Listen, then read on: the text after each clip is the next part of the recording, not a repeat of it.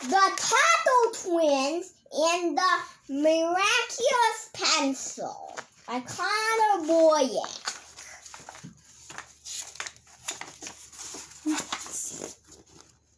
Did you want to show the school bus? There you go. Okay. Ethan and Emily Tuttle had been walking forward to their class field trip for weeks. They loved experiencing new things, especially when they got to leave school for the morning. Mrs. Minor, the twins' teacher, had been helping her students understand what an economy is.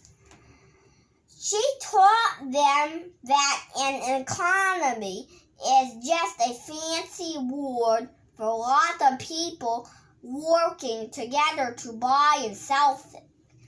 To learn more about it, Miss Minor decided to take the class on a field trip to a place where people make things to sell to others.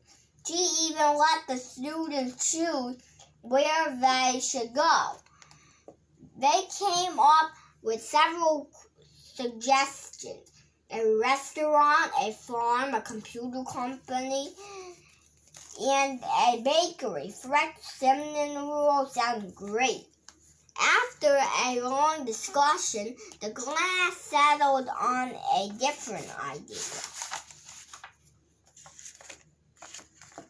They decided they would visit a factory where the workers made things that students use, such as pens, pencils, notebooks, and rulers. Mrs. Minor hinted that they might even get a souvenir. Oh, this is the factory they think we're going to. Mm-hmm. When the bus arrived at the factory, the kids were a little disappointed. It was nothing like they imagined. When the kids groaned, "This looks boring. There's no way anything fun happens here." Another complaint: "I wish we went to the cinnamon roll bakery instead." "Don't worry, kids," Miss Minor said. "The magic happens inside."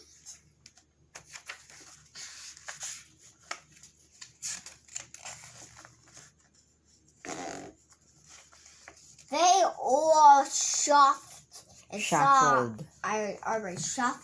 inside and walked past a large room full of machines. One of the workers waved to them. The kids all stopped and pushed their noses up against the glass to get a better look. "Look at all that paper," shouted Ethan, pointing through the window at large rolls of paper that looked as big as the school. "Simmer on, everybody," said Miss Minor. I bet we'll get a better look at those machines a little later." "Look at all of them looking.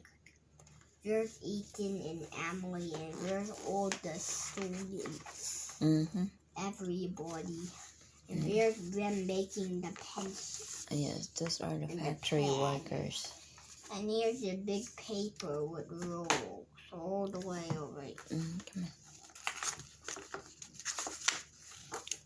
The students were led to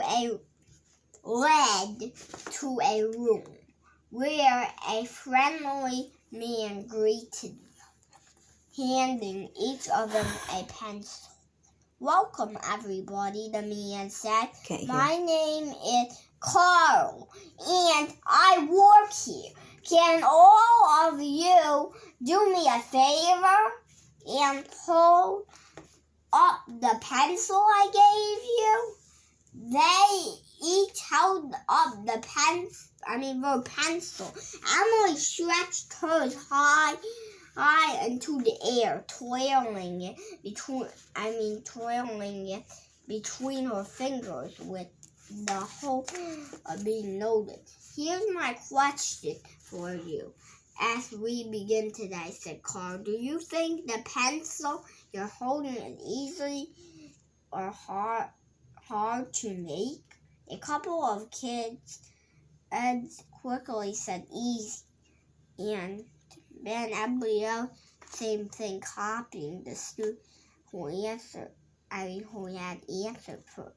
Well, I'm going to make a bold claim, Carl said as he smiled.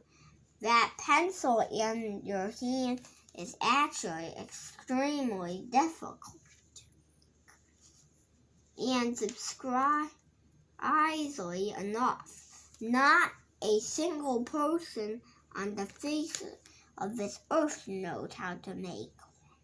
Ethan and Emily looked at each other with looks of disbelief on their face.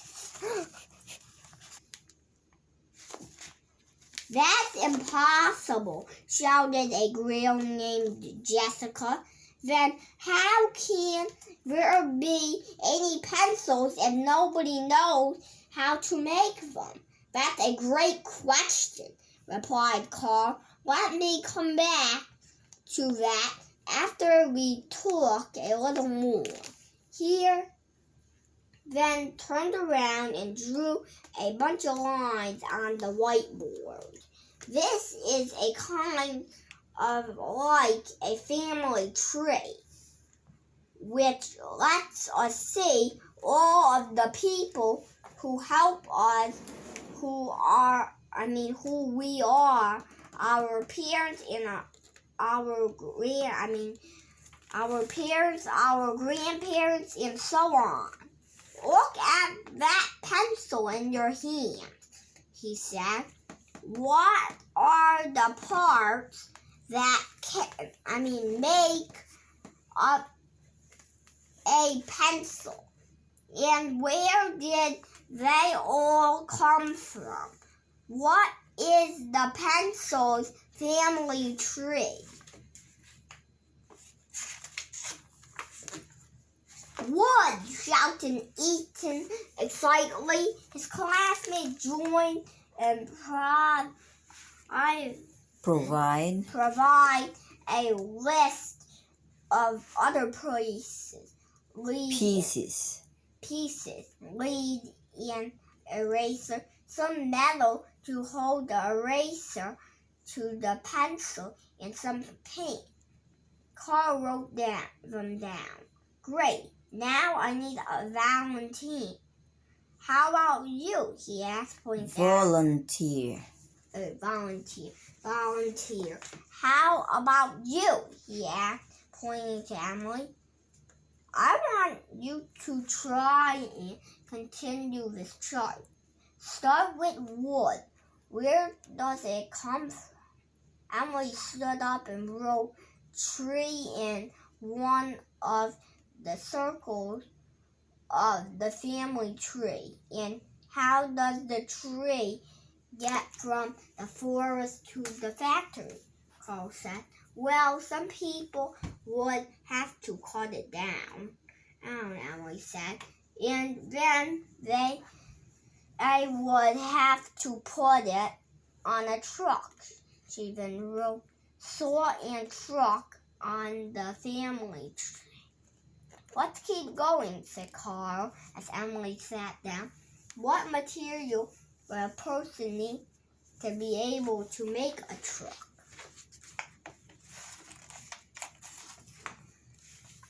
Ethan's hand shot up. You would need fuel so it could run, and lots of metal and rubber for the tires. You also need rope to tie the logs to the truck. He said, as Carl wrote them on the board. Does anybody here know how to make rope? Carl asked. Nobody raised their hand. Think of all the hemp plants that need to be grown to make and the equipment used to water those plants and the machine built to harvest. And all of these workers need to eat, right? Carl continued. We can't work without eating, so we have to also think of the farmers, the grocery store, or employees, and the cooks. We need all those things to make a pencil, one of the students asked. Nope, we need all those things and many more just to get the wood for the pencil, Carl said with a chuckle. The students were amazed. Now they were beginning to understand that making a simple pencil was not so simple after all.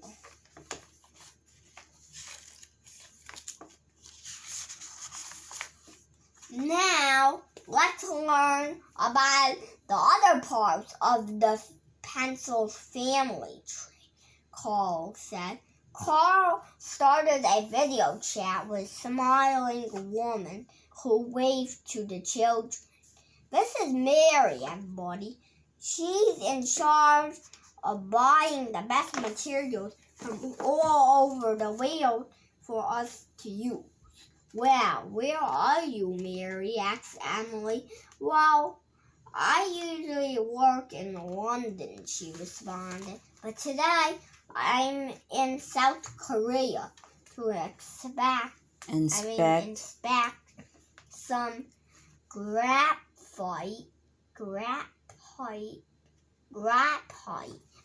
we want to buy to make pencil lead. What's so special about South Korea? Carl asked her. Why don't we buy it somewhere else? That's an important question, Mary said.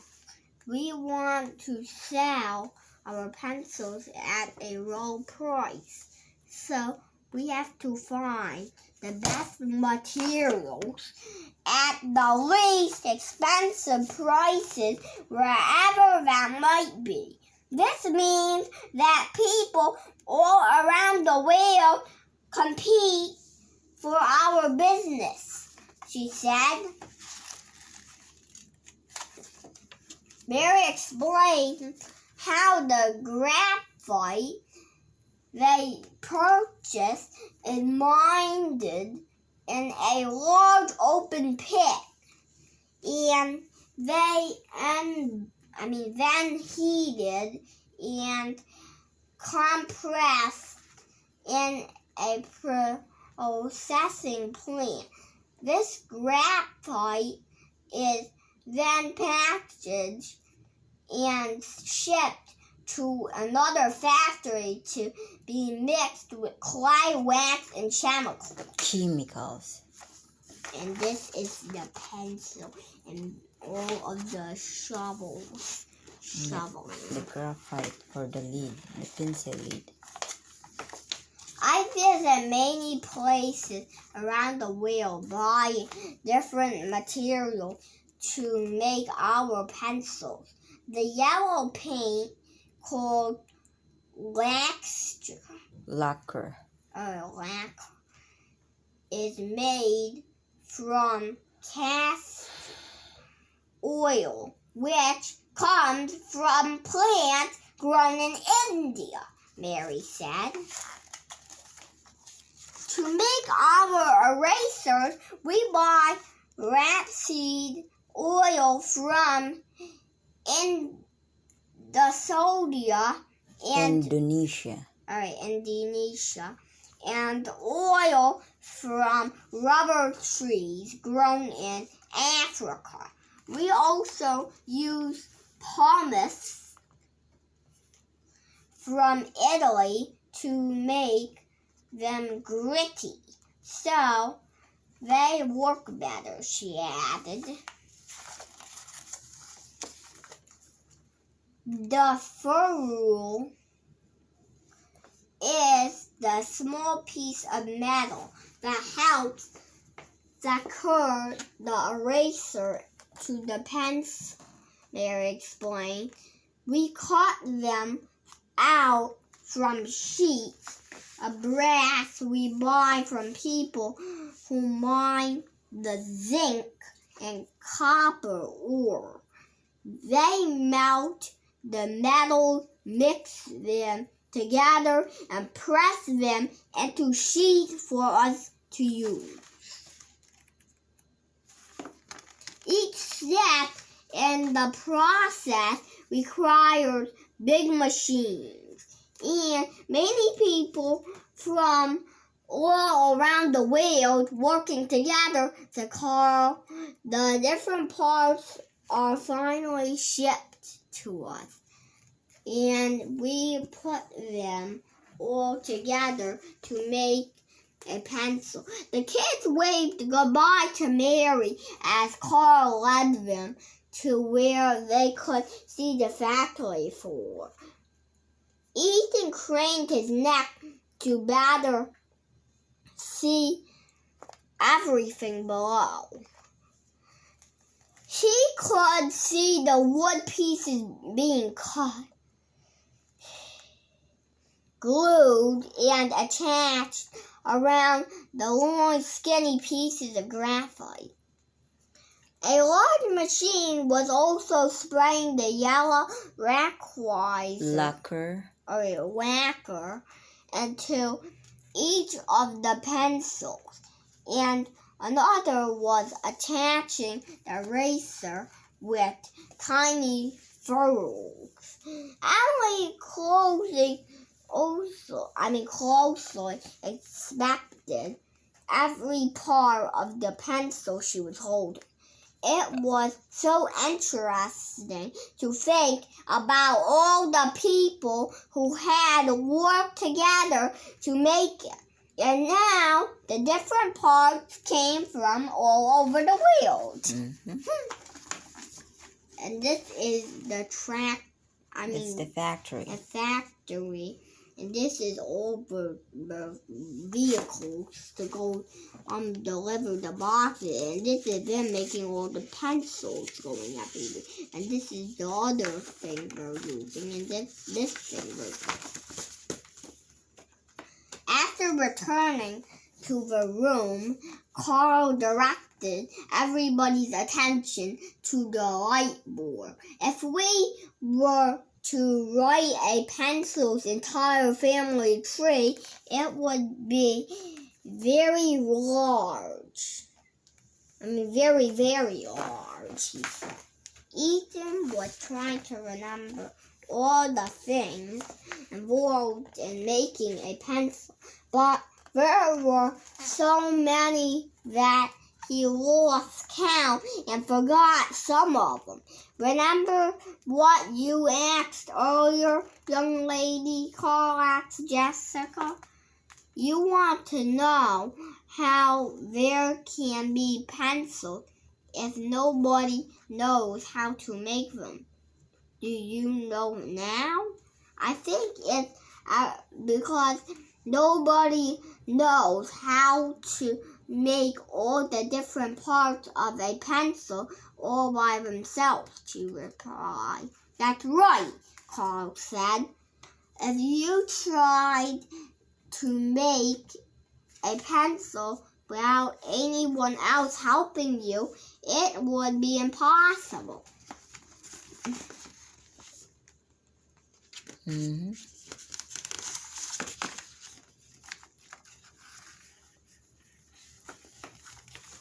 how could you travel?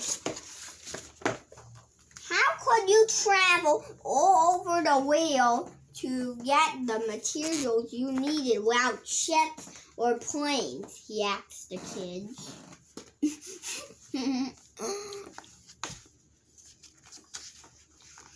How would you gather each of the materials without tools and machines, or put them together without factories? Carla asked. Mm-hmm.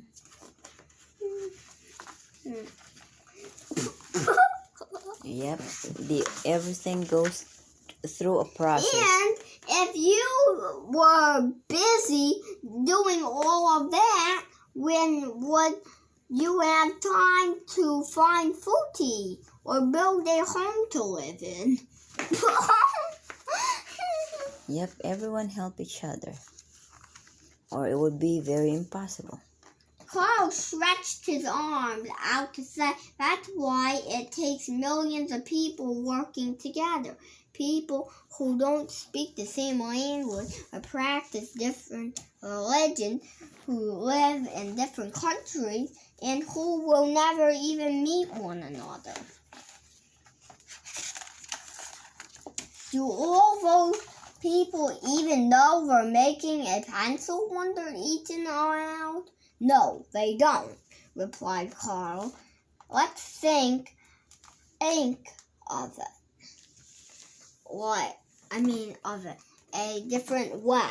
What type of war would you like to do when you grow up? The kids shouted, including a house builder, a teacher, a musician, a farmer. Musician, a farmer, an astronaut, a scientist. Ethan wanted to be a basketball player, and Emily, she said she wanted to be a doctor. The logger who cuts down trees for the pencils doesn't know if the wood will be turned into furniture, a house, a pencil, or something else, Carl responded. He may not even like using pencil. The same is true for the doctor who might treat the logger and his family, the farmer who feeds the doctor, or even the musician who entertains the farmer, he added. Almost every job you can think of might be helping to make a part of the pencil without the person even realizing it. And that's how it works for everything that's made. Right, Emily Sachs?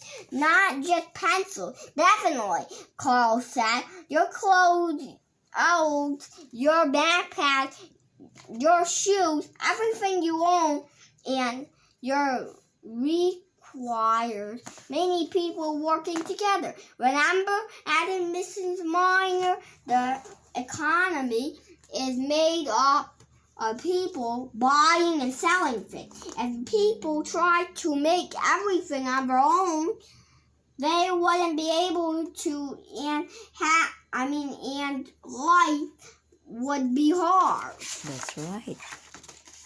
But because we divide up the work into different jobs, each person works on something that others can use, she said. We work together automatically without even really knowing. There's no boss telling everybody what to do. Mm-hmm. This is something we call Spontaneous order. And it's the reason why we can have so many wonderful things today, said Miss Minor. Mrs. It's time for you to head home now, said Carl. But before you go, take another look at your new pencil. Millions of people, including me, helped make your pencil. But we don't know how you will use it. Will your pencil draw plans for a new invention? Will it make a work a work of art? Will it help you do your homework or write a letter? The pencil's family tree continues with each of you, and it will continue on and on for as long as you keep making new things with it. Carl waved goodbye to each of the students. I hope you do something great with your pencils, he shouted as they loaded back into the bus. So what did you all learn about today? Asked Donald, the bus driver. Miss Minor, with a smile on her face, quickly answered. They all learned how to make pencils, right, everybody? The kids laughed, and Ethan said, I don't know how to make a pencil. Miss Minor, nobody does. For the rest of the trip home, Ethan and Emily took turns looking through their backpack, wondering about how all of the miraculous objects were made. It was like a new world had been opened up to them, imagining that, the entire family tree of everything they saw.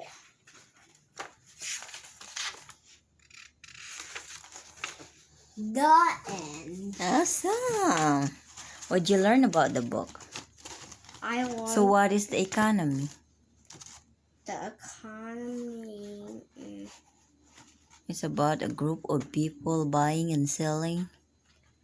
Yeah, and what was that other thing again? Does anyone know how to make a pencil? Yeah, but the furrow, you make the pencil. No one knows how to make. Everybody helps. Nobody knows, but a furrow you need for, you need, what else? Like the graphite, someone has to mine for it. You have and to, process all these people are the making paper, it for it too. the paint, the lacquer. So everyone works for it, not just one person does it. There were many groups of people that works to make it. Yeah, even rubber trees did that. We made what we